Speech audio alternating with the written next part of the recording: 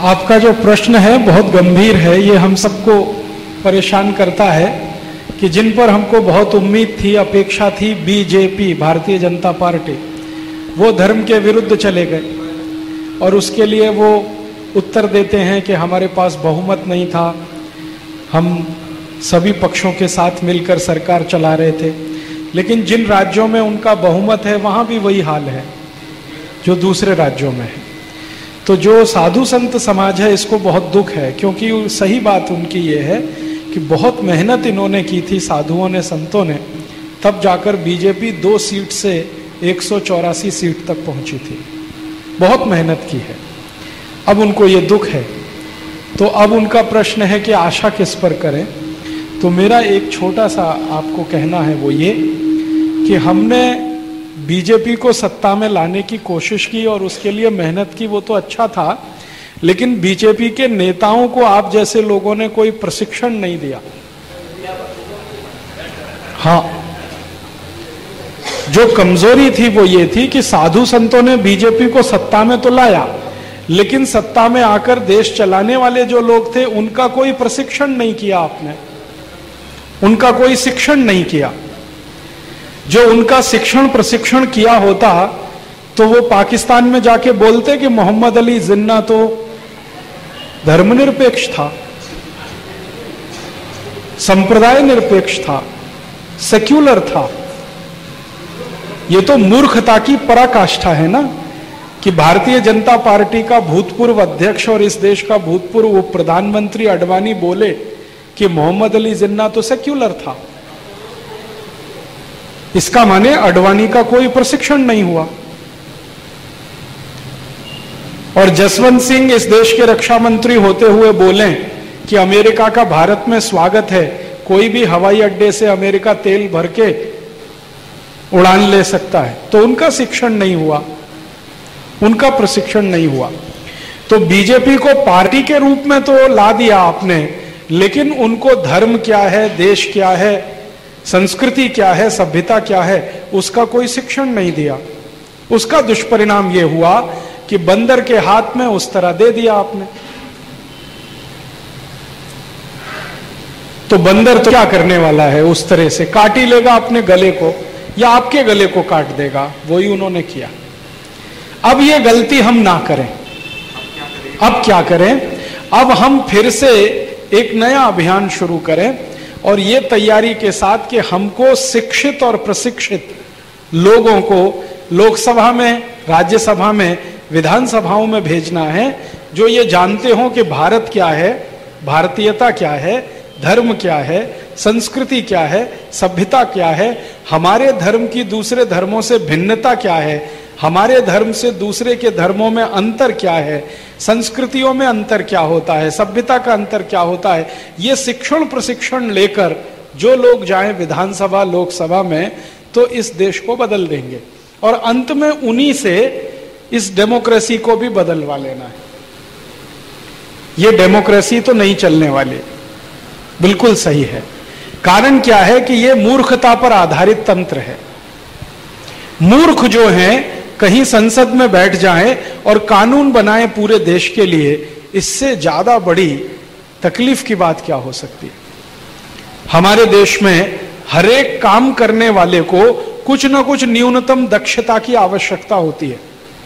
अगर कोई मूर्ति बनाना चाहता है तो उसके पास कोई न्यूनतम योग्यता होती है। कोई मंदिर में पुजारी बनना चाहता है, उसके पास भी कोई न्यूनतम योग्यता होती है। अगर कोई अध्यापक बनना चाहता है, उसके पास भी कोई ना कोई न्यूनतम योग्यता होती है। छोटे से छोटा काम करने वाले को न्यूनतम योग्यता की जरूरत है, लेकिन राष्ट्रपति बनने के लिए कुछ नहीं चाहिए। आप चोर हैं, उचक्के हैं, लुच्चे हैं, लफंगे हैं, बलात्कारी हैं, आप राष्ट्रपति हो सकते हैं इस देश के। प्रधानमंत्री बनने के लिए कोई न्यूनतम योग्यता नहीं चाहिए। वित्त मंत्री बनने के लिए इतनी भी योग्यता नहीं चाहिए जिसको वित्त का ज्ञान हो। फाइनेंस क्या होता है, जरूरी नहीं है कि आपको ज्ञान है और आप फाइनेंस मिनिस्टर बने। ऐसे बहुत फाइनेंस मिनिस्टर हैं जिनको फाइनेंस का ABCD नहीं मालूम। जो आदमी ने जिंदगी में कभी चाय की दुकान और किराने की दुकान नहीं चलाई, कॉमर्स मिनिस्टर हो गया इस देश में, वाणिज्य मंत्री है। साइंस और टेक्नोलॉजी का अंतर नहीं मालूम, वो साइंस टेक्नोलॉजी मिनिस्टर है इस देश में। कपिल सिब्बल जिंदगी भर वकालत की है, लॉ पढ़ाया है और पढ़ा है, वो साइंस टेक्नोलॉजी मिनिस्टर हो गया। तो इस देश में ये मूर्ख लोगों का तंत्र है, डेमोक्रेसी जिसको हम कहते हैं पार्लियामेंट्री। तो ये तो चलेगा नहीं, क्योंकि चलेगा तो देश का नाश करेगा।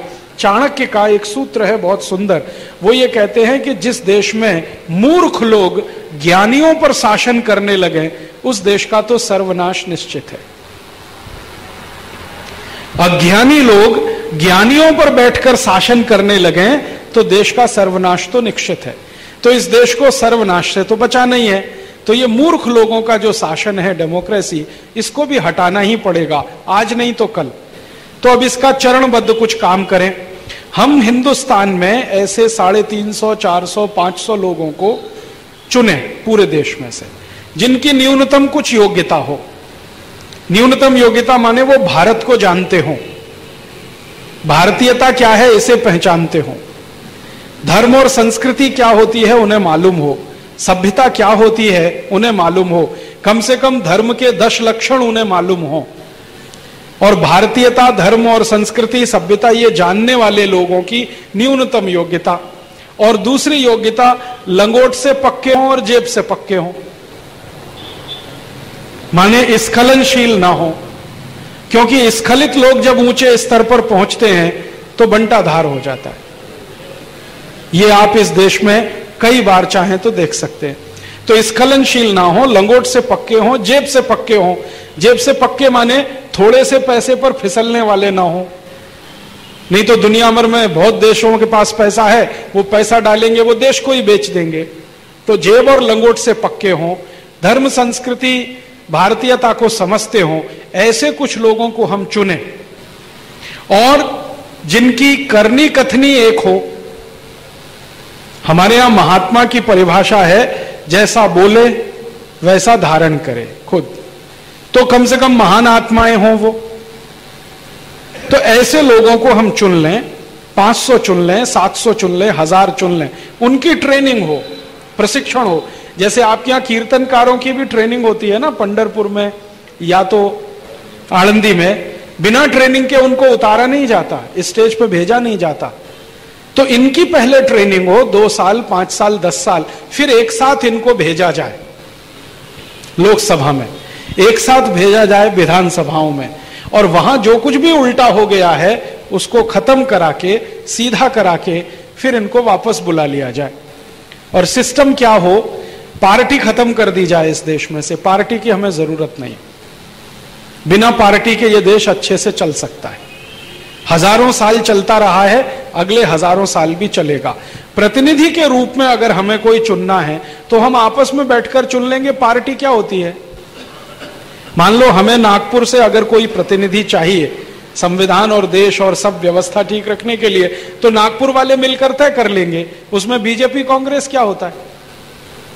ये जो पार्टी है ना, ये संगठित गिरोह हैं, गुंडों के, लफंगों के गिरोह बन गए हैं। पार्टी माने गुंडे और लफंगों का गिरोह। इस पार्टी को खत्म करें और बिना पार्टी पर आधारित इस देश में से प्रतिनिधि चुने। प्रतिनिधि मैं चुनूंगा, आप चुनेंगे, दिल्ली से कोई नहीं आएगा। मैं नागपुर में रहता हूं, मुझे मालूम है कौन सा अच्छा व्यक्ति है जो मेरा एमपी होने लायक है, कौन सा व्यक्ति है जो एमएलए होने लायक है, कौन सा व्यक्ति है जो कॉर्पोरेटर हो सकता है, ये मैं समझता हूं। हम तय कर लेंगे। इसमें दिल्ली से कोई आए, चुनाव लड़के दिल्ली जाए, हमें ये व्यवस्था नहीं चलानी। तो अपने अपने प्रतिनिधि हम खुद चुन लें, जगह जगह भेज दें। वो प्रतिनिधि आपस में मिलकर किसी को प्रधानमंत्री चुन लें, किसी को वित्त मंत्री चुन लें, और जिसको हमने भेजा है उसको वापस भी हम बुला लें एक ही मिनट में। जो वो गुंडा निकले तो, बदमाश निकले तो, लुच्चा लफंगा निकले तो। ये नहीं कि 5 साल हम इंतजार करते रहें, दोबारा चुनाव आएगा तब उसको हराएंगे। ये 5 साल क्यों इंतजार करना? आज हमें मालूम है कि हमारा प्रतिनिधि गलत है, 2 मिनट में वापस बुला लें। जैसे घर के नौकर को बदल देते हैं, पता चला कि ये चोरी कर रहा है, 1 ही मिनट लगाते हैं निकालने में। ऐसे ही एमपी एमएलए को 1 ही मिनट लगना चाहिए संसद से बाहर निकालने में, विधानसभा से बाहर निकालने में। और ये सारा कंट्रोल लोगों के हाथ में रहे, प्रतिनिधि तो हमारे नौकर की तरह से काम करें, तो ये व्यवस्था ठीक चल जाएगी। ऐसा विकल्प है। तो इसमें पहला चरण ये है कि आप ऐसे पूरे देश के लोगों से कहिए कि 500-700 लोगों को चुन लें। आप मानते हैं कि ये बहुत अच्छे हैं, आपकी नजर में कोई अच्छे हैं, मेरी नजर में कोई अच्छे हैं। हमको इस देश में लीडर्स तैयार करने हैं, भविष्य के नेता इस देश में बनाने हैं, जिनकी समझ है और अकल है। डिग्री और समझ का कोई लेन देन नहीं है, आप ये ध्यान रखिए। कई बार डिग्री लिया हुआ आदमी महामूर्ख हो सकता है और कई बार बिना डिग्री का बहुत विद्वान हो सकता है। तो आजकल हमने ये डिग्री के साथ अपनी योग्यता को जोड़ना शुरू किया है। डिग्री कागज का टुकड़ा होता है, उस पर शहद लगा के चाटो तो विटामिन सी भी नहीं देता, और वो कागज के टुकड़े को हम घर में लगा के बड़ा समझते हैं। वो कागज ने आपको इज्जत दी है, आपके ज्ञान ने आपको इज्जत दी है, आपके आचरण ने इज्जत दी है। तो ज्ञान ऊंचा है, आचरण ऊंचा है, डिग्री ऊंची नहीं है। अंग्रेजों ने डिग्री ऊंचा बना दिया, ज्ञान और आचरण सब नीचे चला गया। तो हम ऐसे कुछ लोगों को चुने जो ज्ञान और आचरण में अच्छे हों, भले वो डिग्री हो या ना हो, ये सब इम्मेटीरियल नहीं है। क्योंकि इस देश में जितने विद्वान हुए, गोस्वामी तुलसीदास की कोई डिग्री नहीं थी, संत ज्ञानेश्वर किसी यूनिवर्सिटी से पीएचडी करके नहीं निकले, रामदास स्वामी ने इतना बड़ा दासबोध लिख मारा, वो कहीं नहीं गए रिसर्च करने के लिए, ना अमेरिका ना यूरोप। तो हमारे यहां तो ऊंचा काम उन्होंने ही किया है जिनके पास कोई डिग्री नहीं है। और इसी कारण गांधी जी जैसे व्यक्ति को भारत का नेता बनने के पहले डिग्री जलानी पड़ी बंबई में, कि आज से भारत जान ले कि मैं साधारण आदमी हूं, मैं बार एट लॉ नहीं हूं। तब भारत के लोगों ने स्वीकार किया। तो हम ये समझ लें कि इस देश में डिग्रियों से ज्ञान का, आचरण का, चरित्र का कोई लेना देना नहीं। ज्ञान में ऊंचे, आचरण में ऊंचे, चरित्र में ऊंचे 500-700, 1000, 2000 लोगों को चुन लें या 10-20 हजार लोगों को चुन लें। कुछ विधानसभा के काम आएंगे, क्योंकि विधानसभा में 4500 लगते हैं, लोकसभा में 850 लगते हैं, म्युनिसिपल कॉरपोरेशन में 14000 लगते हैं।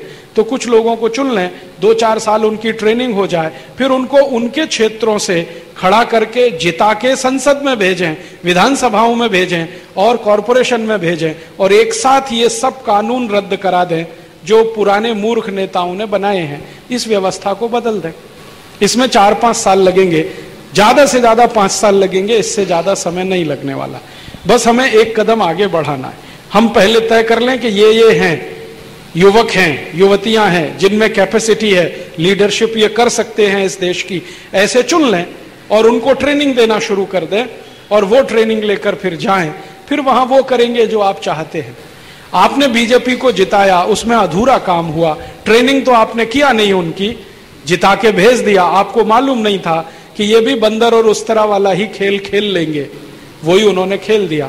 तो अब इसमें दुखी होने की जरूरत नहीं है। अब की बार जो पुरानी गलती है वो दोहराएं नहीं। बिना प्रशिक्षण और शिक्षण के किसी का समर्थन न करें चुनाव में वोट करने के लिए। प्रतिनिधि अपने स्थानीय स्तर पर चुनकर जाएं, पार्टियों से उनका कोई लेन देन करने की जरूरत नहीं है, मुझे ऐसा लगता है। युवा प्रकोष्ठ नागपुर गायत्री परिवार की ओर